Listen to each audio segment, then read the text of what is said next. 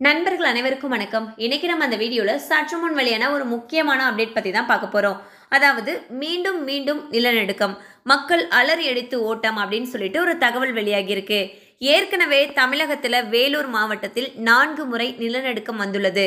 இதனால் வேலூர் மாவட்டத்தில் இருக்கக்கூடிய மக்கள் ரொம்பவே அச்சத்தில் இருக்காங்கன்னு தான் சொல்லணும்.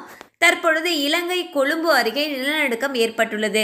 கொழும்பு அருகே கடலுக்கடியில் 21 கிலோமீட்டர் ஆழத்தில் ஏற்பட்ட இந்த நிலநடுக்கம் ரிக்டர் அளவுகோலில் 4.3 பதிவாகியுள்ளது. நிலநடுக்கம் ஏற்பட்டதால் கொழும்புவில் சில வீடுகள் சேதம் அடைந்திருப்பதாகவும் கூறப்படுகிறது. இதனால் பீதியடைந்துள்ள மக்கள் அலறி அடித்துக்கொண்டு வீடுகளை விட்டு வெளியேறி சாலையில் தஞ்சம் அடைந்துள்ளனர்.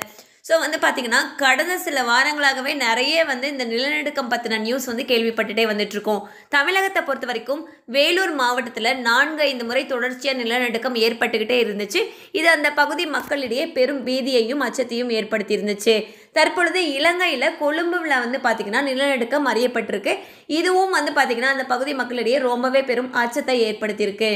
மேலும் இது போல் அப்டேட்ஸ் உங்களை உடனுக்குடன் ரீச் ஆகணும்னு நினச்சிங்கன்னா நம்ம சேனலோட தொடர்ந்து இணைந்திருங்கள். தேங்க்யூ ஃபார் வாட்சிங்.